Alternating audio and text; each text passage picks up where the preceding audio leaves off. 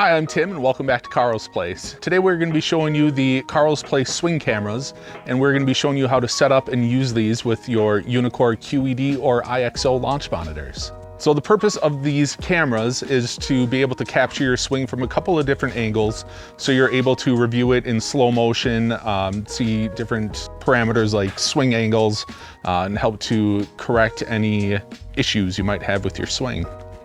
So make sure you plug your camera into the back of your computer before you start any Unicore software, because otherwise the software might not recognize the camera. So we have our camera plugged in, and let's run. Today we're gonna run Succeed. All right, so we got our Unicore software started. And so we'll go in here and we are going to be looking at our driving range. All right, so we have our camera connected, we have our software running, we started the driving range. So in order to be able to view the camera mode, you're gonna first need to take a shot to be able to access that part of the program.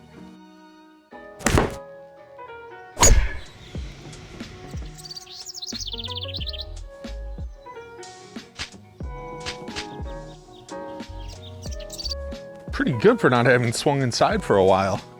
Okay, so we've opened up our camera after we just took the shot. We're going to go to selection. So when you go to select a camera, you will notice there are several different options. What these numbers mean, these first two numbers are going to be the resolution of the camera, and the last number is the frame rate of the camera. So you'll see that really the higher the resolution, the lower the frame rate will be. So 260 frames per second is going to be your slowest slow motion option, and then 60 frames per second will be the least slow motion option. So in order to focus the camera, right now we are going to select the 1920 by 1080 option. All right, so now we're able to see the camera up on screen, so we're going to be focusing it so we have a clear view of our swing. So we are going to use the focus ring to adjust the focus on the camera to get as clear of an image as we can. You'll see that's about as far as I'm able to get it, and the image at a longer distance is still out of focus. So at this point, if you're having this issue, what you'll need to do is make an adjustment to your lens mount. So we've removed the lens to show you this lens mount is the silver part here that is attached to the actual body of the camera. To be able to get the camera into focus a little further, we're going to inset the lens mount further into the camera body. The first step is going to be finding your included Allen key here, and then finding this small screw on the camera. And we'll be using the Allen key to loosen that up. You can loosen it all the way. You could even remove it, but if you do, be very careful because it is small and easy to lose. Like I almost did right there. All right, so you can try turning this by hand to see if you can get it to move. If not, put your lens back on and screw it in. And then you can continue turning. And the goal is to get it to turn about 180 degrees or so. So screwing this in will bring the lens closer to the sensor and allow it to focus more through the full focal range. So we're gonna now adjust the focus ring to try to get everything to come into focus. And if you're still having issues, you might need to turn the lens another 180 degrees. So once you have your lens focused, it's now time to place your cameras. Before we set the cameras, what we are doing is switching our resolution to the 640 by 360. Because even though the 1920 by 1080 is a higher resolution, it's gonna crop your image so you're not gonna get as wide of a view. It's just threading the camera onto the tripod. With these cameras, we do have to set them up so they are mounted sideways like this to get the image to display correctly.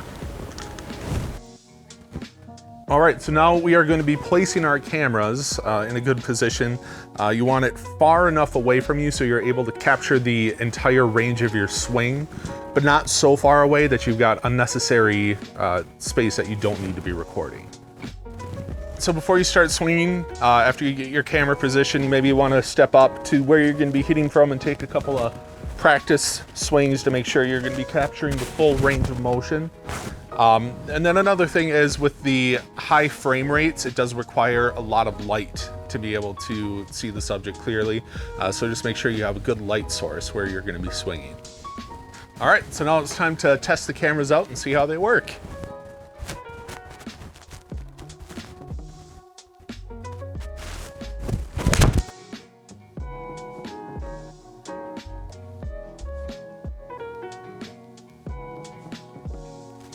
So after you swing, if you want to review your shot, you can click on the camera icon in the bottom right-hand corner of the screen. And then on the screen that pops up, you'll be able to review the shot and change the speeds using the icon in the bottom right-hand corner of that window. You have your options of 1.0, which is full speed, 0.5, which is half speed, and then 0.2, which is 1/5 speed for your shots. So that's it for the setup. So when you make your purchase, it's going to come with 2 cameras. You can place them however you want. Most people like to have one over to the side like we had in our demonstration, and then one behind them to be able to monitor the swing. But where you place them is really up to you. To order these cameras, we have a link in the description below. Thanks again for watching. As always, make sure you subscribe to our channel for more content on building your own golf simulator setup.